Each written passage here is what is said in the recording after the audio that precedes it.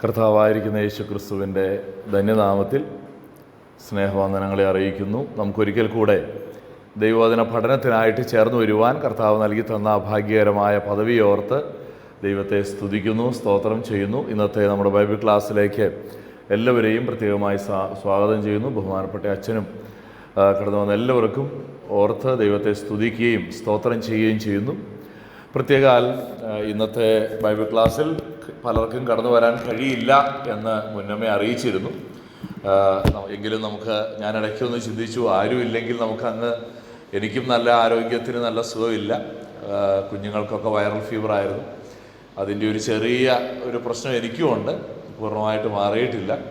എന്നാൽ ഈ മാസം അപ്പോൾ ഇല്ലാതെ പോകുമല്ലോ എന്നുള്ളൊരു പ്രതിസന്ധി വരാതിരിക്കാനാണ് നമ്മൾ ഈ നിലയിൽ ക്രമീകരിക്കാനായിട്ട് കർത്താവ് ഇടയാക്കിയത്. നാം തുടർമാനമായി നിത്യത മുതൽ നിത്യത വരെ എന്ന വിഷയത്തെക്കുറിച്ച് പഠിച്ചുകൊണ്ടിരിക്കുകയായിരുന്നു. ഭൂതകാല നിത്യതയിൽ ആരംഭിച്ച് കഴിഞ്ഞ ക്ലാസ്സിൽ നമ്മൾ മനുഷ്യൻ്റെ ചരിത്രത്തിലേക്ക് എത്തിച്ചേരുവാനായിട്ടിടയായിത്തീർന്നു. ഇന്ന് നാം ഈ പഴയകാല നിത്യതയെയും ഭാവികാല നിത്യതയെയും തമ്മിൽ ബന്ധിപ്പിക്കുന്നതായിരിക്കുന്ന 5 ദൈവിക ഉടമ്പടികളെ കുറിച്ചാണ് പറയുവാനായിട്ട് ആഗ്രഹിക്കുന്നത്. 5 covenant promises of God. ദൈവത്തിൻ്റെ 5 ഉടമ്പടികൾ, വാഗ്ദത്ത ഉടമ്പടികൾ എന്ന് നമുക്ക് ഈ വിഷയത്തെ വിളിക്കാനായിട്ട് കഴിയും. 5 covenant promises of God. ദൈവത്തിൻ്റെ 5 വാഗ്ദത്ത ഉടമ്പടികൾ. ഞാൻ പറഞ്ഞല്ലോ, ഭൂതകാല നിത്യതയെയും ഭാവികാല നിത്യതയെയും തമ്മിൽ ബന്ധിപ്പിക്കുന്ന ഒരു പാലമായിട്ടാണ് ഈ 5 ഉടമ്പടികൾ നിലനിൽക്കുന്നത്. അല്ലെങ്കിൽ വേറൊരു രീതിയിൽ പറഞ്ഞാൽ, ഉൽപ്പത്തിയിൽ ഭൂതകാല നിത്യതയിൽ മുതൽ ദൈവം എങ്ങനെയാണ് മനുഷ്യനോട് ഇൻട്രാക്ട് ചെയ്തുകൊണ്ടിരുന്നത്, അതിൻ്റെ ചില തെളിവുകളാണ് ഈ 5 ഉടമ്പടികളിലൂടെ നമുക്ക് കാണുവാനായിട്ട് കഴിയുന്നത്. അല്ലെങ്കിൽ ദൈവം മനുഷ്യനെ സൃഷ്ടിക്കുന്നു, ആ മനുഷ്യൻ പാപത്തിൽ വീഴുന്നു, ആ മനുഷ്യനോടുള്ള ദൈവത്തിൻ്റെ ഇടപെടൽ. നമ്മൾ കഴിഞ്ഞ ക്ലാസ്സിൽ മനുഷ്യനെക്കുറിച്ച്, മനുഷ്യൻ്റെ സൃഷ്ടിയെക്കുറിച്ച്, പാപത്തെക്കുറിച്ച്, വീഴ്ചയെക്കുറിച്ച്, അവന് ഒരുക്കിയിരിക്കുന്ന രക്ഷാകര പദ്ധതിയെക്കുറിച്ച് വളരെ ചുരുക്കിയാണ് ഞാനത് പറഞ്ഞത്. കാരണം നമുക്ക് എല്ലാവർക്കും അറിയാവുന്ന ഒരു വിഷയമായതുകൊണ്ട് നമ്മളത് വളരെ ചുരുക്കി ചിന്തിക്കാനായിട്ട് ശ്രമിക്കുകയായിരുന്നു. അങ്ങനെയാണെങ്കിൽ ആദ്യം തന്നെ ഒരു ചോദ്യമുണ്ട്. എന്താണ് ഒരു ഉടമ്പടി എന്ന് പറഞ്ഞാൽ അതുകൊണ്ട് ഉദ്ദേശിക്കുന്നത്? What is meant by a covenant? ഒരു ഉടമ്പടി എന്ന് പറഞ്ഞാൽ എന്താണ്? നമുക്കെല്ലാവർക്കും അറിയാം, ബൈബിൾ മനുഷ്യർ തമ്മിലുള്ള ഉടമ്പടികളൊക്കെ ഉണ്ടല്ലേ. നമ്മുടെ വിവാഹം ഒരു രീതിയിൽ പറഞ്ഞാൽ ഒരു ഉടമ്പടിയാണ്. ഒരു സ്ത്രീയും ഒരു പുരുഷനും ഒരുമിച്ച് ഒരു ഉടമ്പടിയിലേക്ക് ഏർപ്പെടുകയാണ്. വിവാഹ ശുശ്രൂഷയൊക്കെ നടക്കുമ്പോൾ ആദ്യം ഒരു സമ്മതം ചോദിക്കുന്നുണ്ടല്ലേ. സമ്മതം ചോദിക്കുക നമ്മൾ ശ്രദ്ധിച്ചാൽ അറിയാം. ഈ നിൽക്കുന്ന ജിബി എന്ന സ്ത്രീയെ നിന്റെ ഭാര്യയായി സ്വീകരിക്കാൻ സമ്മതമാണോ? എന്നോട് ചോദിച്ചതാ. എൻ്റെ ഭാര്യയോടും ചോദിച്ചു. ഈ നിൽക്കുന്ന ബേസിൽ എന്ന ഈ പുരുഷനെ എന്നൊക്കെ ചോദിച്ചു. അപ്പം അങ്ങോട്ടും ഇങ്ങോട്ടും സമ്മതമൊക്കെ കൊടുത്ത് ഒരു ഉടമ്പടിയിലേക്ക് ഏർപ്പെടുകയാണ്. അപ്പോൾ ആ ഉടമ്പടിയിൽ സുഖത്തിലും ദുഃഖത്തിലും എന്നൊക്കെ പറഞ്ഞൊരു ഉടമ്പടി വരുന്നുണ്ട്. എന്നതുപോലെ ബൈബിളിൽ ഒരു ഉടമ്പടി എന്ന് പറയുമ്പോൾ അതൊരു കോൺട്രാക്റ്റ് എന്നതിനേക്കാൾ ഉപരിയായ ഒരു കാര്യമാണ്. നമ്മൾ പലപ്പോഴും വിവാഹത്തെ ഒരു കോൺട്രാക്റ്റ് എന്നാണ് വിളിക്കുന്നത്. പക്ഷെ ബൈബിളിൽ ഒരു ഉടമ്പടി, ഒരു കവനന്റ് എന്ന് പറഞ്ഞാൽ ഇറ്റ്സ് എബവ് എ കോൺട്രാക്ട്. ഒരു കോൺട്രാക്റ്റ് എന്ന് പറയുന്നതിനേക്കാൾ ഉയർന്ന തലത്തിലുള്ളതായ ഒരു കാര്യമാണ്. അവിടെ ഒരു കവനന്റിനകത്ത് പറയുന്നൊരു പ്രധാനപ്പെട്ടൊരു കാര്യം, it builds a lasting relationship between creator and his creation. സൃഷ്ടാവും സൃഷ്ടിയും തമ്മിൽ ഒരു ബന്ധം പണിയപ്പെടുകയാണ്. സൃഷ്ടാവും സൃഷ്ടിയും തമ്മിലുള്ളതായിരിക്കുന്ന ഒരു ബന്ധത്തെയാണ് ഒന്നാമതായി ഉടമ്പടിയിലൂടെ സൂചിപ്പിക്കുന്നത്. കേവലം ഞാൻ കുറെ കാര്യങ്ങൾ ചെയ്തു തരാം, നീയും കുറെ കാര്യങ്ങൾ ചെയ്തു തരണം എന്ന രീതിയിലുള്ള കുറെ കണ്ടീഷൻസ് അല്ല. നമുക്കറിയാം, ഈ സ്ഥാപനങ്ങളൊക്കെ തമ്മിൽ മെമ്മോറാണ്ടം ഓഫ് അണ്ടർസ്റ്റാൻഡിങ് ഒപ്പുവെക്കും, MOU ഒപ്പുവെക്കുക എന്ന് പറയും. അങ്ങനെ കുറെ കാര്യങ്ങൾ എഴുതി ഒപ്പിടുന്നൊരു പരിപാടിയല്ല. അതിനേക്കാൾ ഉപരിയായി ദൈവവും സൃഷ്ടിയും തമ്മിലുള്ള ബന്ധത്തിനാണ് ഇവിടെ കൂടുതൽ പ്രാധാന്യം കൊടുക്കുന്നത്. അതുകൊണ്ട് ബന്ധമില്ലാതെ ഒരു ഒപ്പിട്ടേച്ച് പോയാൽ വല്ല കാര്യമുണ്ടോ? ഇല്ല. ഓക്കെ, അപ്പോൾ ഒന്നാമത് അവിടെ ഒരു ബന്ധം വരണം. 2, ദൈവിക ഉടമ്പടിയുടെ രണ്ടാമത് മറ്റൊരു പ്രത്യേകത, redeeming those that were lost back to the Father who loves these people. ദൈവത്തിൽ നിന്ന് അകന്നുപോയ മനുഷ്യനെ വീണ്ടെടുത്ത് ദൈവത്തോട് യഥാസ്ഥാനപ്പെടുത്തുന്നതാണ് ഈ ഉടമ്പടികൾ. ഉടമ്പടി എന്ന് നമ്മൾ വെറുതെ പറയുകയല്ല, ദൈവവുമായിട്ടുള്ള ബന്ധം. 2, ദൈവത്തിൽ നിന്ന് അകന്നുപോയ മനുഷ്യനെ ദൈവം സ്നേഹിക്കുന്നത് കൊണ്ട് ദൈവം ഇനീഷ്യേറ്റീവ് എടുത്ത് മനുഷ്യനുമായിട്ട് എന്ത് ചെയ്യാണ്?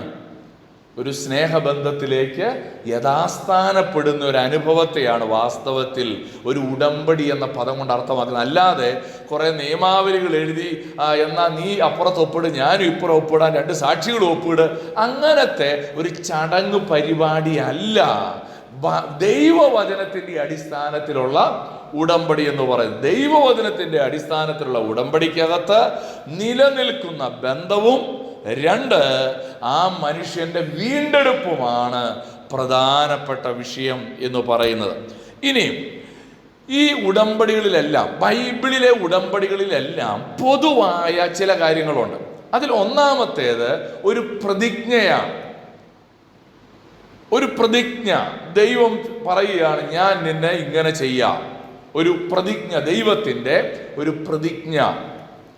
രണ്ടാമത്തേത് ആ ഉടമ്പടിക്ക് ഒരു അടയാളം കൊടുക്കും. ഉടമ്പടിക്ക് ഒരു അടയാളം. മൂന്നാമത്തേത് ആ ഉടമ്പടിയുമായി ബന്ധപ്പെട്ട ഒരു യാഗമോ അല്ലെങ്കിൽ അതുപോലെ എന്തെങ്കിലും ഒരു കാര്യം ഉണ്ടാകും. എല്ലാ ഉടമ്പടികളിലും ഒരു പ്രതിജ്ഞയുണ്ട്, 2 ഒരു അടയാളമുണ്ട്, 3 അതുമായി ബന്ധപ്പെട്ട ചില ആചാരങ്ങളോ ഒരു യാഗമോ ഉണ്ടായിരിക്കും.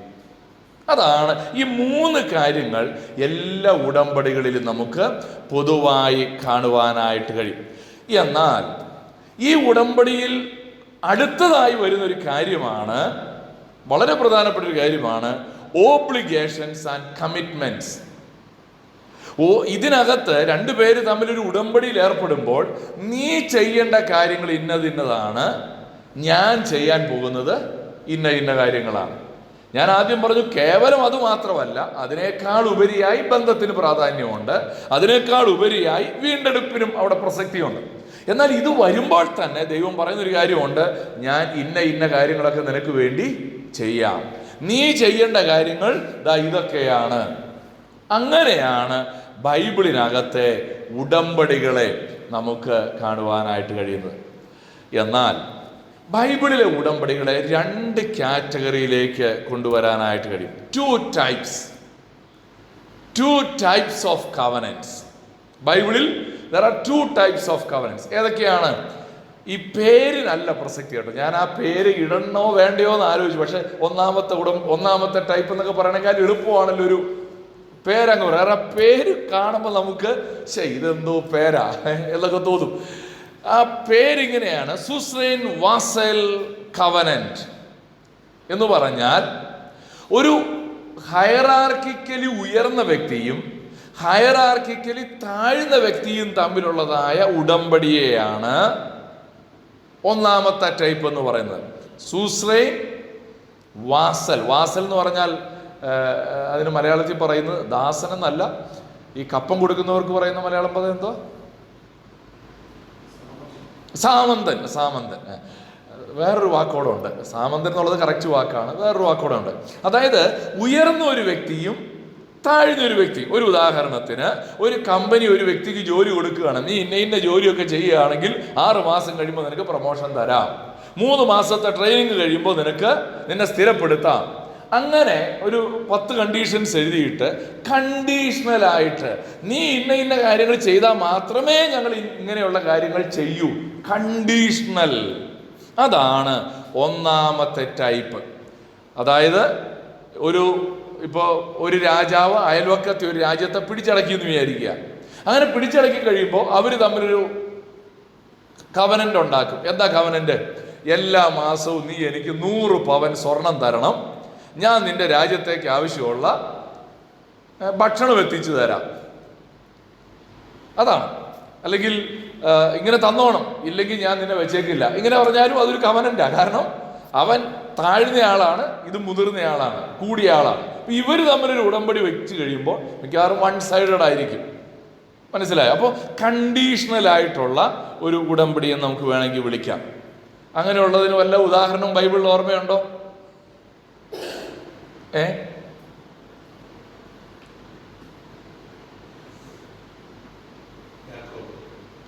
യാക്കോബും ലാബാനും തമ്മിൽ ഒരു ഉടമ്പടി ഒപ്പുവെക്കുന്നുണ്ട്.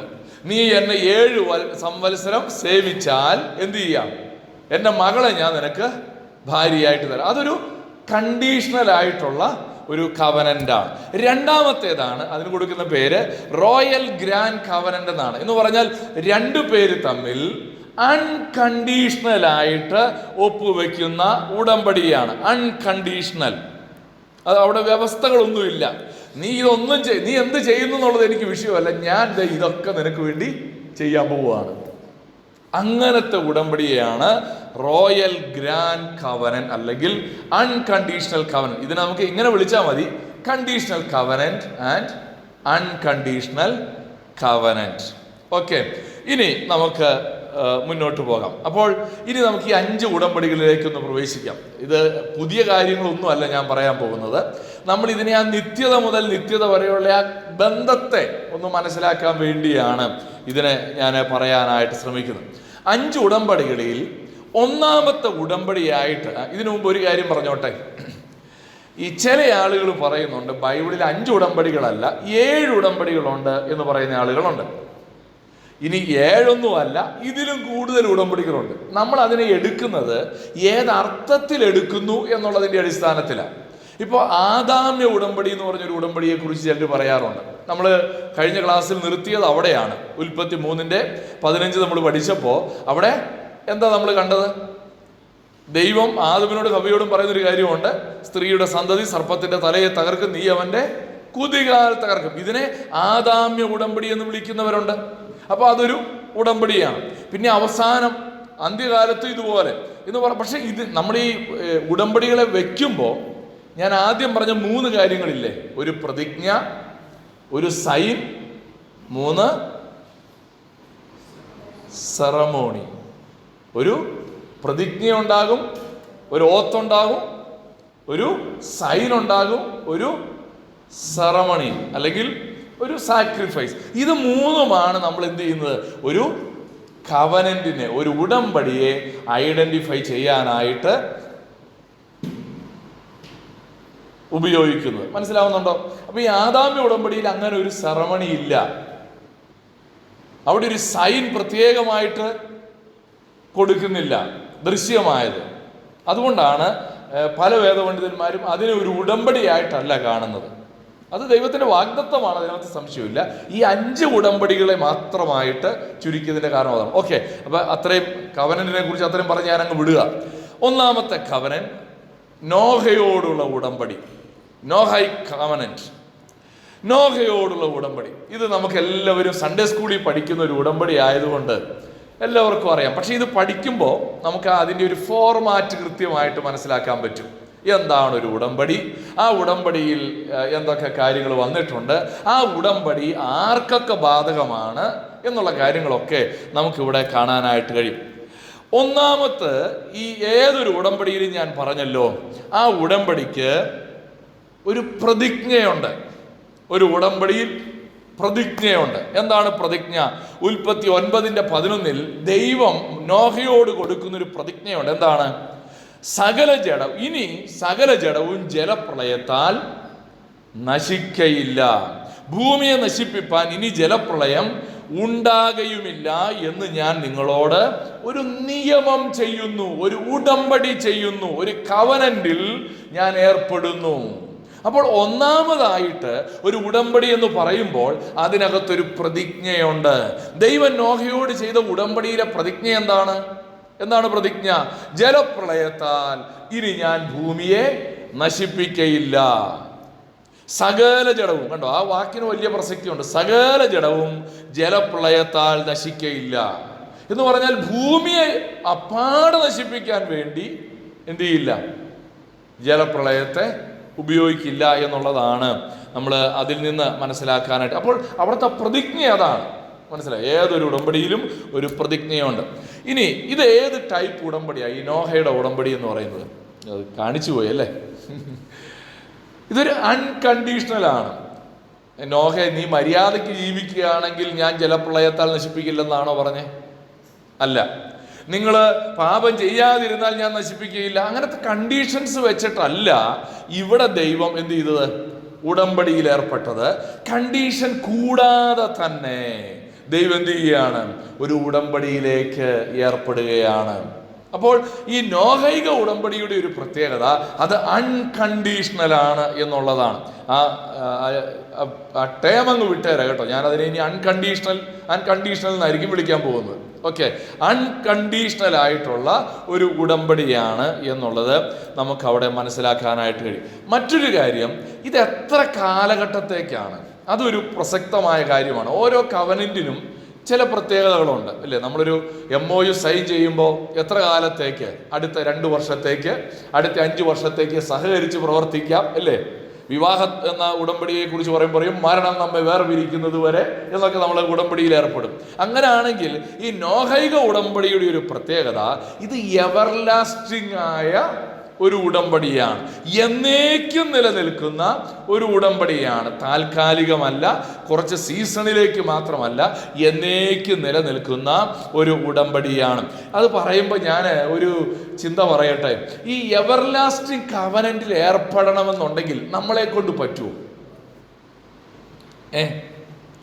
നമുക്ക് ആർക്കെങ്കിലും ഒരു എവർലാസ്റ്റിംഗ് കവനന്റിൽ ഒപ്പിടാൻ പറ്റുമോ? നമ്മൾ തന്നെ എവർലാസ്റ്റിംഗ് അല്ലല്ലോ, പിന്നെ എങ്ങനെ നമ്മൾ എവർലാസ്റ്റിംഗ് കവനന്റിൽ ഒപ്പിടും? ഒന്ന്. ഇനി നമ്മുടെ ഇന്നലത്തെ സ്വഭാവം അല്ല ഇന്നത്തെ സ്വഭാവം, പിന്നെ നമ്മൾ എങ്ങനെ എവർലാസ്റ്റിംഗ് കവനന്റിൽ ഒപ്പിടും? നമ്മളെ താൽക്കാലികമായിട്ടുള്ളവരാണ്, നമ്മുടെ സ്വഭാവം താൽക്കാലികമാണ്, നമ്മുടെ അണ്ടർസ്റ്റാൻഡിങ് താൽക്കാലികമാണ്. അങ്ങനെയുള്ള നമ്മളെ കൊണ്ട് ഒരിക്കലും ഒരു നിലനിൽക്കുന്ന ഒരു ഉടമ്പടിയിൽ ഒപ്പുവെക്കാൻ കഴിയില്ല. അങ്ങനെ ഒപ്പുവെക്കാൻ കഴിയണമെങ്കിൽ നിത്യനായൊരു ദൈവത്തിന് മാത്രമേ സാധിക്കുകയുള്ളൂ. അനന്യനായൊരു ദൈവത്തിന് മാത്രമേ അങ്ങനെ ഒരു ഉടമ്പടിയിൽ ഒപ്പുവെക്കാനായിട്ട് കഴിയുള്ളൂ. നാം ദൈവത്തെക്കുറിച്ച് വായിക്കുന്നൊരു കാര്യമുണ്ട്, അവൻ ഇന്നലെയും ഇന്നും എന്നേക്കും അനന്യൻ തന്നെ. അങ്ങനെയുള്ള ഒരാൾക്ക് മാത്രമേ ഇതുപോലൊരു ഉടമ്പടിയിൽ ഒപ്പുവെക്കാനായിട്ട് സാധിക്കുകയുള്ളൂ. അത് ഓർത്ത് നമ്മൾ ദൈവത്തെ സ്തുതിക്കണം, സ്തോത്രം ചെയ്യണം. കാരണം അങ്ങനെ ഒപ്പുവെക്കാൻ ഈ ലോകത്തൊരുവനേ ഉള്ളൂ, അത് നമ്മുടെ കർത്താവാണ്. ദൈവത്തിന് സ്തോത്രം. എവർലാസ്റ്റിംഗ് കവനന്റ് മേക്കർ, അങ്ങനെ വേണമെങ്കിൽ നമുക്ക് നമ്മുടെ കർത്താവിനെ വിളിക്കാനായിട്ട് കഴിയും. അപ്പോൾ നോഹൈക ഉടമ്പടിയുടെ പ്രതിജ്ഞ കണ്ടു, അത് ഏത് ടൈപ്പാണെന്ന് കണ്ടു, അത് എത്ര കാലത്തേക്കുള്ളതാണെന്ന് നമ്മൾ കണ്ടു. ഇനി മൂന്നാമതായി അവിടെ ഒരു അടയാളം കൊടുക്കുന്നുണ്ട്. നോഹൈക ഉടമ്പടിയുടെ അടയാളം നമുക്ക് എല്ലാവർക്കും അറിയാം. ഉൽപ്പത്തി 13:9 മഴവില്ല് അല്ലേ? ഇതൊന്നും നമ്മൾ വാക്യം വായിച്ച് പഠിപ്പിക്കേണ്ട കാര്യമില്ലാത്ത വേദഭാഗങ്ങളാണ്. ഇത് നമുക്ക് പരിചിതമായ കാര്യങ്ങളാണ്. നോഹൈക ഉടമ്പടിയുടെ അടയാളമായി ദൈവം മഴവില്ലിനെയാണ് വെച്ചിരിക്കുന്നത്. അത് ഞാനും ഭൂമിയും തമ്മിലുള്ള നിയമത്തിന് അടയാളമായിരിക്കും. ഒരടയാളം, ഏതൊരു ഉടമ്പടിക്കും ഒരു അടയാളമുണ്ട്. അപ്പോൾ ഒരു പ്രതിജ്ഞയുണ്ട്, ഒരു അടയാളമുണ്ട്. അപ്പോൾ ഈ അടയാളം കാണുമ്പോഴാണോ ദൈവത്തിന് ഓർമ്മ വരുള്ളൂ? ദൈവത്തിൻ്റെ ഓർമ്മ പോയതുകൊണ്ട് ദൈവത്തെ നമ്മൾ ഫോണിലൊക്കെ റിമൈൻഡർ വെക്കുന്ന പോലെ റിമൈൻഡർ വെക്കുന്നതാണോ ദൈവം? ദൈവത്തിൻ്റെ മറവി അല്ല ഇവിടുത്തെ വിഷയം. ഓരോ മഴ പെയ്യുമ്പോഴും ലോകത്തുള്ള സകല മനുഷ്യരെയും ഓർമ്മിപ്പിക്കുകയാണ്, ദൈവം നിങ്ങളോട് ചെയ്തൊരു ഉടമ്പടി കൊണ്ടാണ് നിങ്ങൾ നിലനിൽക്കുന്നത്, അല്ലാണ്ട് നിങ്ങൾ നല്ലവരായതുകൊണ്ടല്ല. മുണ്ടക്കൈയിലുള്ള ആളുകൾ എന്തോ മഹാപാപികളും നമ്മളൊക്കെ വിശുദ്ധന്മാരായതുകൊണ്ട് രക്ഷപ്പെട്ടതാണോ? അല്ല. അങ്ങനെ ആരും തെറ്റിദ്ധരിക്കരുത്. നമ്മൾ മെച്ചമായതുകൊണ്ട് ദൈവം നമ്മളെ സ്പെയർ ചെയ്തതല്ല. നമ്മളെ പണ്ടേ മുടിഞ്ഞു പോകേണ്ടവരായിരുന്നു. വിലാപങ്ങളുടെ പുസ്തകത്തിൽ വാക്യമുണ്ടല്ലോ, നാം മുടിഞ്ഞു പോകാതിരിക്കുന്നത് തന്നെ ദൈവത്തിൻ്റെ കരുണയാണ്. ശരിക്കും പറഞ്ഞാൽ നമുക്ക് അർഹതപ്പെട്ടത് എന്താ? നമ്മുടെ സ്വഭാവത്തിന്, നമ്മുടെ കയ്യിലിരിപ്പിനൊക്കെ കിട്ടേണ്ടത് എന്താ? ഇതാ. പക്ഷെ അത് കിട്ടാത്തത് എന്തുകൊണ്ടാ? അത് ദൈവത്തിൻ്റെ കരുണയാണ്. അപ്പോൾ ഈ ദൈവത്തിൻ്റെ കരുണയെ നമ്മെ ഓർമ്മിപ്പിക്കുകയാണ് എന്നുള്ളത് നമ്മൾ മറന്നു പോകരുത്. ഇനി ഉൽപ്പത്തി 9:15 മുതൽ 17 വരെയുള്ള വാക്യങ്ങൾ വായിക്കുമ്പോൾ അവിടെ നമ്മൾ കാണുന്നൊരു കാര്യം ഈ മഴവില്ലിനെ കുറിച്ച് തന്നെ അവിടെ വിശദമായിട്ട് പറയുകയാണ്. അപ്പോൾ ഞാനും നിങ്ങളും സർവ്വജഡവുമായ സകല ജീവജന്തുക്കളും തമ്മിലുള്ള എൻ്റെ നിയമം ഞാൻ ഓർക്കും. ഇനി സകല ജഡത്തെയും നശിപ്പിപ്പാൻ വെള്ളം ഒരു പ്രളയമായി തീരുകയില്ല. കണ്ടോ, സകല ജഡവും, അത് വളരെ പ്രധാനമാണ്. എവിടെയെങ്കിലും ഒരു ജലപ്രളയം ഉണ്ടായി കണ്ടോ, ദൈവം ഉടമ്പടി ലംഘിച്ചു എന്നല്ല. ദൈവത്തിൻ്റെ ഉടമ്പടി വളരെ കൃത്യമാണ്. സകല ജഡവും. കാരണം നോഹയുടെ കാലഘട്ടത്തിലെ പ്രളയവുമായിട്ടിൻ്റെ പശ്ചാത്തലത്തിൽ നിന്നുകൊണ്ടാണ് ഈ ഉടമ്പടിയിൽ ദൈവം ഒപ്പുവെക്കുന്നത്. ഇനി അടുത്തതായി ഈ ഉടമ്പടിയിൽ ഒരു സെറമണിയുണ്ട്. എന്താണ് സെറമണി? ഒരു യാഗം. എല്ലാ ഉടമ്പടിക്കും ഒരു പ്രതിജ്ഞയുണ്ട്, ഒരടയാളമുണ്ട്, ഒരു യാഗമുണ്ട്. എന്താണ് ഇവിടുത്തെ യാഗം? അത് നമ്മളവിടെ വായിക്കുന്നുണ്ട്. അതിന് വലിയ പ്രാധാന്യം കൊടുക്കുകയല്ല, പക്ഷെ അവിടെ ദൈവത്തിൻ്റെ പ്രതികരണം നമുക്ക് കാണാനായിട്ട് കഴിയുന്നുണ്ട്. നോഹ യഹോവയ്ക്കൊരു യാഗപീഠം പണിതു. ഉൽപ്പത്തി 8:20 മുതൽ നോഹ യഹോവയ്ക്കൊരു യാഗപീഠം പണിതു. ശുദ്ധിയുള്ള സകല മൃഗങ്ങളിലും ശുദ്ധിയുള്ള എല്ലാ പറവകളിലും ചിലതെടുത്തു. യാഗപീഠത്തിന്മേൽ ഹോമയാഗം അർപ്പിച്ചു. യഹോവ സൗരഭ്യവാസന മണത്തപ്പോൾ യഹോവ തൻ്റെ ഹൃദയത്തിൽ അരുളി ചെയ്തത്. അപ്പോൾ നോഹയാണ് ഇവിടെ എന്ത് ചെയ്തത്? ഒരു യാഗം കഴിക്കുന്നത്. ദൈവം നോഹയോട് പറഞ്ഞതാണോ? ആണോ? ഇങ്ങനൊരു യാഗം കഴിക്കണം പറഞ്ഞായിരുന്നോ? ഇല്ല. നോഹ തന്നെ എന്ത് ചെയ്തിരിക്കുകയാണ്? ഒരു യാഗം അവിടെ കഴിച്ചതാണ്. സാധാരണ എല്ലാ ഉടമ്പടിയിലും ദൈവമാണ് പറയുന്നത് നിങ്ങളൊരു യാഗം കഴിക്കണം. പക്ഷെ ഇവിടെ നോഹ തന്നെ തൻ്റെ താല്പര്യത്തിൽ, അതായത് ഈ വലിയ ജലപ്രളയത്തിൻ്റെ നടുവിൽ നിന്ന് തന്നെയും തൻ്റെ കുടുംബത്തെയും സർവൈവ് ചെയ്യാൻ സഹായിച്ചതിന് ഒരു സ്തോത്രയാഗം കഴിക്കുന്നതായിട്ടാണ് നമുക്കിവിടെ കാണുവാനായിട്ട് കഴിയുന്നത്. എന്ന് പറഞ്ഞാൽ ഇന്ന് നമ്മുടെ ജീവിതത്തിൽ നമ്മൾ ആരാധനയിലൊക്കെ കടന്നു വരുമ്പോൾ ഓരോ ഞായറാഴ്ചയും ദൈവത്തിനൊരു സ്തോത്രം പറയുന്നുണ്ട്, അല്ലേ? കർത്താവെ, കഴിഞ്ഞ ഒരാഴ്ചക്കാലം ഞങ്ങളെ അത്ഭുതകരമായി സൂക്ഷിച്ചതിനായി ദൈവത്തിന് സ്തോത്രമെന്ന് പറയുന്നത് പോലെ നോഹ ഒരു വലിയ സർവൈവലിന് ശേഷം അവൻ ദൈവത്തോട് നന്ദി അർപ്പിക്കുന്നതായിട്ടാണ് ഇവിടുത്തെ ഈ ഉടമ്പടിയിൽ കാണുവാനായിട്ട് കഴിയുന്നത്. ഇനി ഒരു ചോദ്യം, ഈ ഉടമ്പടി ആർക്കൊക്കെ ബാധകമാണ്? ഇതിൻ്റെ ബെനിഫിഷ്യറീസ് ആരൊക്കെയാണ്? ഇതൊരു യൂണിവേഴ്സൽ കവനന്റാണ്. ഇത് നോഹയോടാണ് ദൈവം ഈ ഉടമ്പടി പറഞ്ഞതെങ്കിലും നമ്മൾ കണ്ടതുപോലെ സകല ജഡവും എന്നുള്ളൊരു വാക്കാണ് അവിടെ ഉപയോഗിച്ചിരിക്കുന്നത്. സകല ജഡവും, എല്ലാവർക്കും ഒരുപോലെ ബാധകമായിരിക്കുന്ന ഒരു ഉടമ്പടിയാണ്. അതുകൊണ്ടാണ് ഞാൻ പറഞ്ഞത്, ഇന്നൊരു മഴവില്ല് കാണുമ്പോൾ നമ്മൾ ദൈവത്തിന് സ്തോത്രം ചെയ്യണം, നമ്മൾ ദൈവത്തിന് നന്ദി കരയറ്റണം. കാരണം ഈ ഉടമ്പടിയുടെ പ്രയോക്താക്കൾ, ബെനിഫിഷ്യറീസ് ആണ് ഞാനും നിങ്ങൾ ഓരോരുത്തരും എന്നുള്ള കാര്യം ഒരിക്കലും മറന്നു പോകരുത്. ദൈവത്തിന് സ്തോത്രം. അപ്പോൾ ഒന്ന്, നോഹൈക ഉടമ്പടി. ഇത് ഈ ഒരു ഉടമ്പടി പഠിച്ചപ്പോൾ തന്നെ ഒരു ഉടമ്പടിയുടെ 3 പ്രത്യേകതകൾ, 3 പ്രധാനപ്പെട്ട എലമെന്റ്സ് നമ്മൾ കണ്ടു. അതിൻ്റെ ചില പ്രത്യേകതകളൊക്കെ നമ്മൾ കണ്ടു. ഇതേ ഫോർമാറ്റിലായിരിക്കും ഇനിയുള്ള 4 ഉടമ്പടികൾ കൂടെ നമ്മൾ ചിന്തിക്കാനായിട്ട് പോകുന്നത്. കുഴപ്പമില്ലല്ലോ? സ്പീഡ് ഓക്കെയാണോ? മനസ്സിലാകുന്നുണ്ടോ? ചേട്ടാ സ്പീഡിൽ പോകണമെന്നാണോ? എങ്ങനെ പോയാലും കുഴപ്പമില്ല, അല്ലേ? രണ്ടാമത്തെ ഉടമ്പടിയാണ് അബ്രാഹാമ്യ ഉടമ്പടി. ഏബ്രഹാമിക് കവനന്റ്, അബ്രഹാമിനോടുള്ള ഉടമ്പടി. വൈകി വന്നവർക്ക് വേണ്ടി ഞാൻ ഒരു വാക്ക് പെട്ടെന്ന് പറയുകയാണ്. ഭൂതകാല നിത്യതയും പാസ്റ്റ് ഇറ്റേണിറ്റിയെയും ഫ്യൂച്ചർ ഇറ്റേണിറ്റിയെയും കണക്ട് ചെയ്യുന്ന 5 കവനൻസിനെ കുറിച്ചാണ് നമ്മൾ ചിന്തിക്കുന്നത് കേട്ടോ. ഭൂതകാല നിത്യതയിൽ നിന്ന് ഭാവികാല നിത്യതയിലേക്കുള്ള ഒരു ബ്രിഡ്ജായിട്ടാണ് ഈ 5 ഉടമ്പടികൾ വരുന്നത്. അതിൽ ചിലരിങ്ങനെ പറയാറുണ്ട്, ഈ past eternity to future eternity ഒരു പാലം പണിയാണെങ്കിൽ അതിൻ്റെ 5 കാലുകളാണ് ഇതെന്ന് ചിലരിങ്ങനെ പഠിപ്പിക്കാനായിട്ട് പറയാറുണ്ട്. എന്തായാലും രണ്ടാമത്തെ ഉടമ്പടി അബ്രാഹാമ്യ ഉടമ്പടിയാണ്. ഈ അബ്രാഹാമ്യ ഉടമ്പടി നമ്മൾ ഒരു വാക്യത്തിൽ നിന്നല്ല എടുക്കുന്നത്. ഉൽപ്പത്തി പുസ്തകം 12 മുതൽ 22 വരെയുള്ള അധ്യായങ്ങളിൽ 12, 15, 17, 22 ഈ 4 അധ്യായങ്ങളിലായിട്ടാണ് ദൈവം അബ്രാഹാമിനോടുള്ള ഉടമ്പടി പൂർത്തിയാക്കുന്നത്. ഇപ്പോൾ നോഹയോടുള്ള ഉടമ്പടി ഒരൊറ്റ സ്റ്റേറ്റ്മെന്റിലാണ് പറഞ്ഞത്. പക്ഷെ അബ്രാഹാമിനോടുള്ള ഉടമ്പടി എന്ന് പറയുന്നത് ഒറ്റ സെന്റൻസിലല്ല, പരന്നു കിടക്കുകയാണ്. അതിന് കാരണമുണ്ട്. കാരണം ഈ അബ്രാഹാമിന് ദൈവം തന്നെ വെളിപ്പെടുത്തപ്പോൾ ഒറ്റയടിക്കങ്ങ് മുഴുവൻ കാര്യങ്ങളും പറയുകയല്ല ചെയ്തത്. നമ്മൾ എബ്രായ ലേഖനത്തിൽ വായിക്കുന്ന പോലെ ഭാഗമായും വിവിധമായിട്ടും ഒക്കെ അബ്രഹാമിനോടുള്ള ഈ ഉടമ്പടിയിലേക്ക് ദൈവം കടന്നു വരികയാണ്.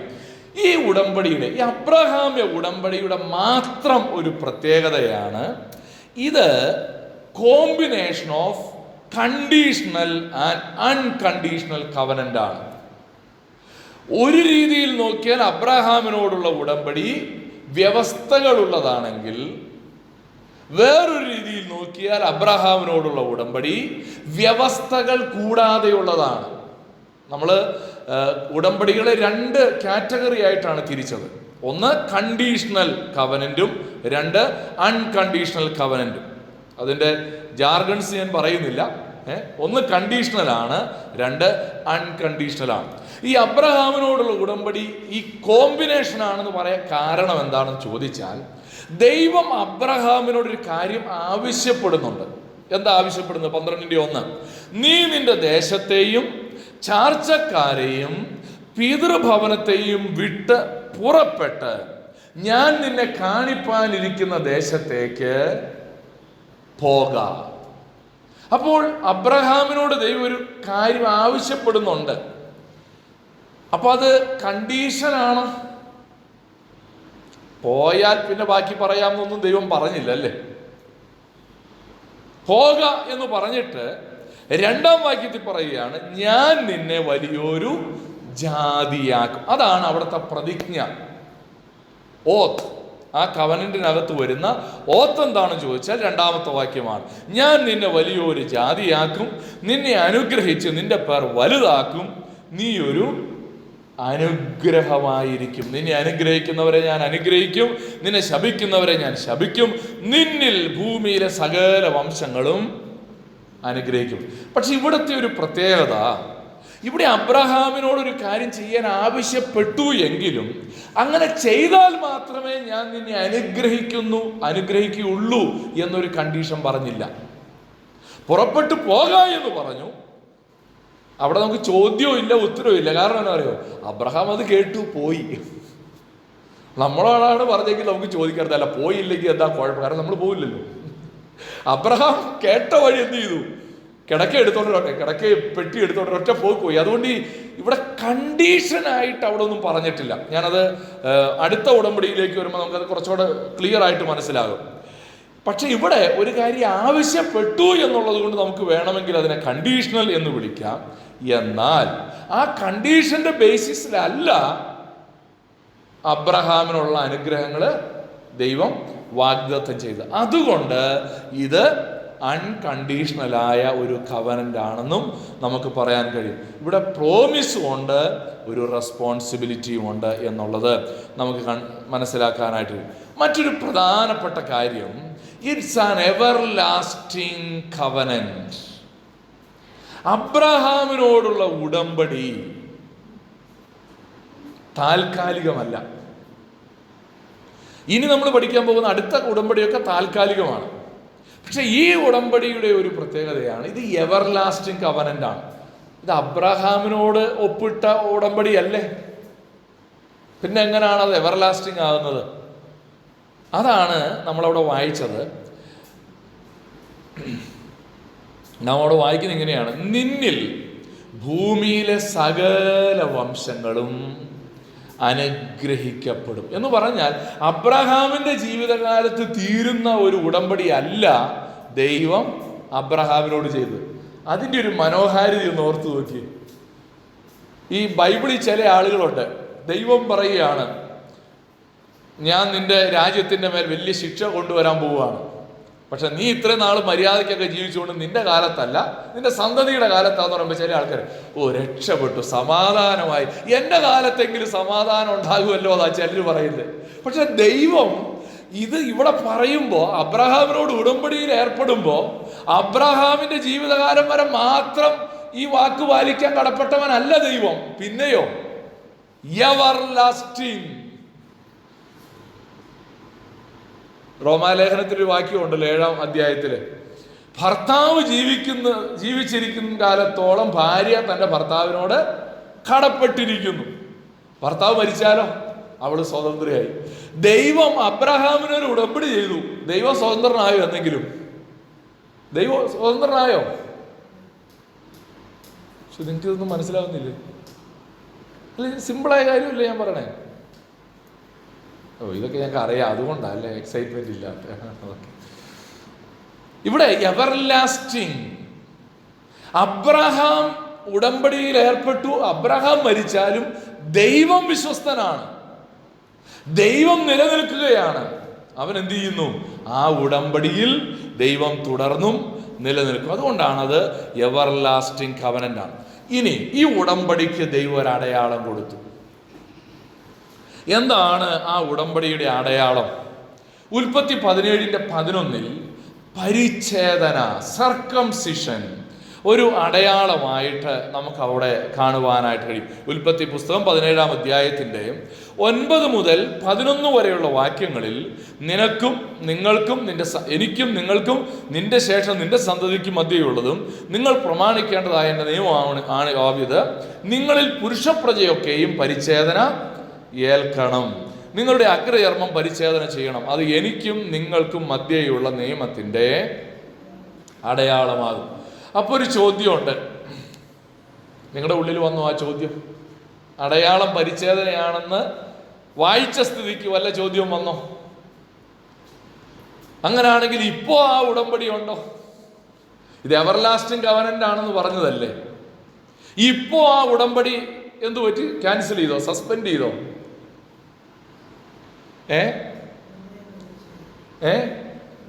കൃത്യമായ ഉത്തരവാണ്. ദൈവം പറഞ്ഞതേ അടയാളം, സിംബോളിക് ആയിട്ടാണ് ഈ പറയുന്നത്. ഏതാ? ശരീരത്തിൽ സർക്കംസിഷൻ. പക്ഷെ ഈ അടയാളങ്ങൾക്കെല്ലാം ഒരു സ്പിരിച്വൽ മീനിങ് ഉണ്ട്. ബൈബിള് പഠിപ്പിക്കുന്നത് എന്താണെന്നറിയാവോ? ശരീരത്തിന്റെ പരിച്ഛേദനയല്ല യഥാർത്ഥ പരിച്ഛേദന, ഹൃദയ പരിച്ഛേദനയത്രേ. റോമാലേഖനം 2-ാം അധ്യായം അവസാന ഭാഗങ്ങളിലേക്ക് വരുമ്പോൾ പൗലോസ് അപ്പോസ്തലൻ പറയുന്നൊരു കാര്യമുണ്ട്. ജാതികൾ ന്യായപ്രമാണം അനുസരിക്കുന്നതിലൂടെ അവർ ശരീരത്തിൽ പരിച്ഛേദന ഏറ്റിട്ടില്ല, പക്ഷെ അവർ ഹൃദയം കൊണ്ട് എന്ത് ചെയ്തു കഴിഞ്ഞു? പരിച്ഛേദന ഏറ്റു കഴിഞ്ഞു. യിരെമ്യാ പ്രവചനം പറയുന്നത് എന്നറിയാവോ? നിങ്ങളുടെ ചെവിക്ക് പരിച്ഛേദന വേണം. അതെന്താ ചെവിക്ക് പരിച്ഛേദന? കട്ട് ചെയ്ത് കളയുന്നതാണോ? അത് അനുസരണത്തെ സൂചിപ്പിക്കാൻ വേണ്ടിയാ പറഞ്ഞത്. അപ്പൊ ചെവിക്ക് പരിച്ഛേദന, ഹൃദയത്തിന് പരിച്ഛേദന എന്നൊക്കെയാണ് ബൈബിൾ അതിനെ പഠിപ്പിക്കുന്നത്. അപ്പൊ ഈ സിംബലിനല്ല പ്രസക്തി, പക്ഷെ അത് എന്താണ്? ഒരു അടയാളമായിട്ട് തന്നിരിക്കുകയാണ്. ഇത് എവർലാസ്റ്റിംഗ് കവനന്റ് ആണ്. അതിനിയും പ്രസക്തിയുണ്ട്. ഇപ്പൊ അത് പ്രസക്തമാണോ? വിശ്വാസികളുടെ പിതാവായ അബ്രഹാം. ഞാൻ ചില വാക്യങ്ങൾ ഇപ്പോൾ സ്ലൈഡിൽ മനഃപൂർവ്വം ഇടാത്തതാണ് കേട്ടോ, കാരണം ഒത്തിരി വാക്യങ്ങൾ ഇങ്ങനെ വരുമ്പോൾ എല്ലാവർക്കും ഫോളോ ചെയ്യാൻ ബുദ്ധിമുട്ടാണ്. റോമാലേഖനം 3-ാമത്തെ അധ്യായത്തിൽ 30-ാം വാക്യത്തിലും 31-ാമത്തെ വാക്യമൊക്കെ വായിക്കുമ്പോൾ അവിടെ പറയുന്നൊരു കാര്യമുണ്ട്. അബ്രഹാം നമുക്ക് പിതാവായിട്ടുണ്ട് അല്ലേ? അബ്രഹാം നമുക്ക് പിതാവാണ്. നമുക്ക് മാത്രമല്ല, യഹൂദന്മാർക്കും പിതാവാണ്. എങ്ങനാ? നമുക്ക് പിതാവായത് വിശ്വാസത്താൽ. കാരണം അബ്രഹാം പരിച്ഛേദന ഏൽക്കുന്നതിന് മുൻപാണ് അബ്രഹാം വിശ്വസിച്ചത്. അബ്രഹാം പരിച്ഛേദന ഏൽക്കുന്നതിന് മുമ്പേ വിശ്വസിച്ചു. അതുകൊണ്ട് വിശ്വാസത്തിൽ അബ്രഹാം നമുക്ക് പിതാവാണ്. അബ്രഹാം പരിച്ഛേദന ഏറ്റു. അബ്രഹാമിനോടുള്ള ഉടമ്പടിയെ പിന്തുടർന്ന് പരിച്ഛേദന ഏറ്റ യഹൂദന്മാരും പറയുന്നു അബ്രഹാം ഞങ്ങൾക്ക് പിതാവാണ്. അപ്പോൾ രണ്ട് രീതിയിലും അബ്രഹാമ്യ ഉടമ്പടി, അബ്രഹാമിന് പിന്തുടർച്ചക്കാരുണ്ട് എന്നുള്ളതാണ്. അപ്പോൾ അതുകൊണ്ടാണ് ഞാൻ പറഞ്ഞത് അബ്രഹാമ്യ ഉടമ്പടി എവർ ലാസ്റ്റിംഗ് ആണ്. ഇനി അബ്രഹാമ്യ ഉടമ്പടിയിൽ ഒരു യാഗമുണ്ട്. ഈ അബ്രഹാമ്യ ഉടമ്പടിയിലെ ഈ യാഗത്തിൽ നിന്നാണ് ഉടമ്പടി എന്ന വാക്ക് യഥാർത്ഥത്തിൽ ഉണ്ടായത്. കുറുകെ പിളർന്നു വെക്കുക എന്നാണ് ഒറിജിനൽ റൂട്ട് മീനിങ് ഉടമ്പടി എന്നുള്ളതിന്. ബെയർ എന്നുള്ള വാക്കാണ്. ഞാൻ ഹീബ്രു ഒന്നും പഠിച്ചിട്ടുമില്ല, പഠിപ്പിച്ചിട്ടില്ല, വായിച്ചു മനസ്സിലാക്കിയ അറിവാണ്. അപ്പൊ ഈ അബ്രഹാമ്യ ഉടമ്പടിയിൽ ഒരു കുറുകെ കുറുകയല്ല, അവിടെ നമ്മൾ വായിക്കുന്നുണ്ടല്ലോ, ഒത്ത നടുവേ പിളർന്ന്, 10ാമത്തെ വാക്യത്തിൽ പക്ഷികളെ പിളർന്നില്ല. അവിടെ നമ്മൾ വായിക്കുന്നത് ഇങ്ങനെയാണ്, 9ാം വാക്യം: നീ 3 വയസ്സുള്ള ഒരു പശുക്കിടാവിനെയും 3 വയസ്സുള്ള ഒരു കോലാടിനെയും 3 വയസ്സുള്ള ഒരു ആട്ടുകൊറ്റനെയും ഒരു കുറുപ്രാവിനെയും ഒരു പ്രാവിൻ കുഞ്ഞിനെയും കൊണ്ടുവരിക എന്ന് കൽപ്പിച്ചു. ഇവയൊക്കെയും അവൻ കൊണ്ടുവന്ന് ഒത്ത നടുവേ പിളർന്നു, ഭാഗങ്ങളെ നേർക്ക് നേരെ വെച്ചു. പക്ഷികളെയോ അവൻ പിളർന്നില്ല.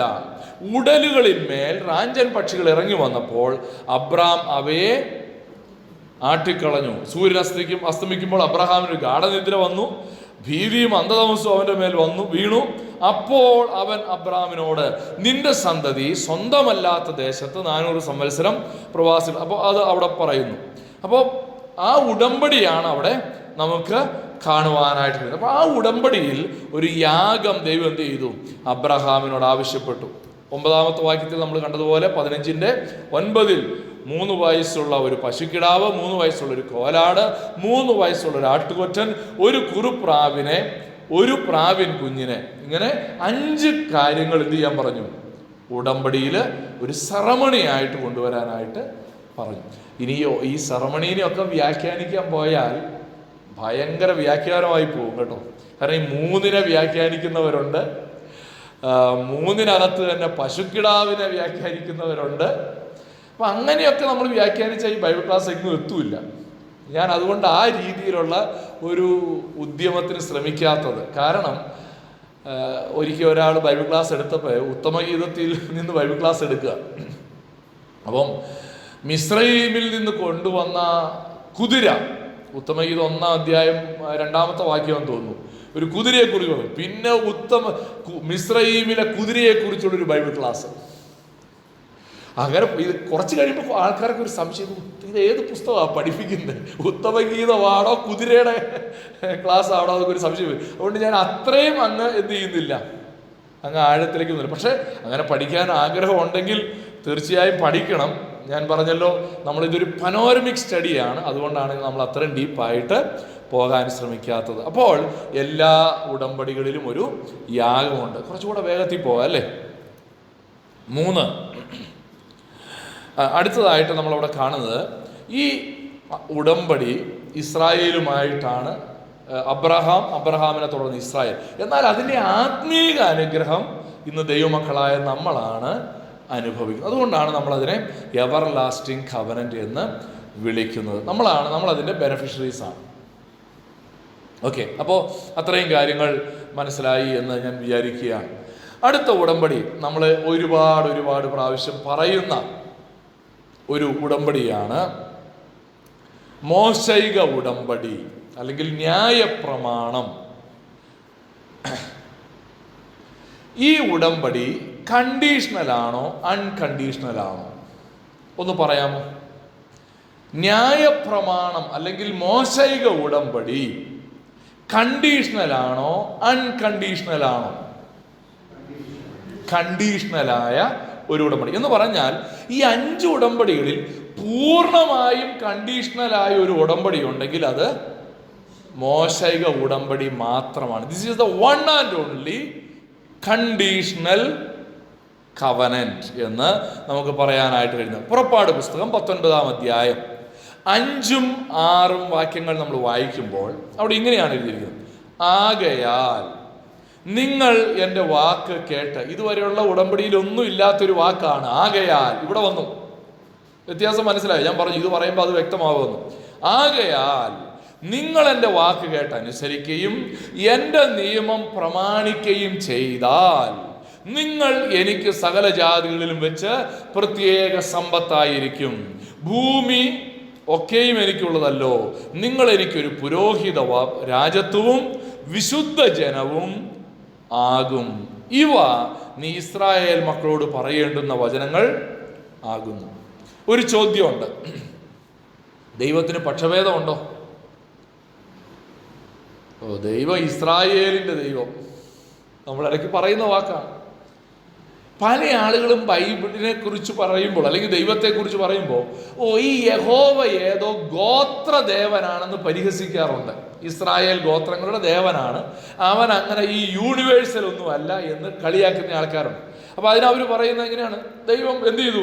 ഇസ്രായേൽ മക്കളെ തെരഞ്ഞെടുത്തു, മോശയിലൂടെ അവരുമായിട്ട് ഉടമ്പടി ചെയ്തു, അത്രയേ ഉള്ളൂ എന്നൊക്കെ ചെല്ലു പറയാറുണ്ട്.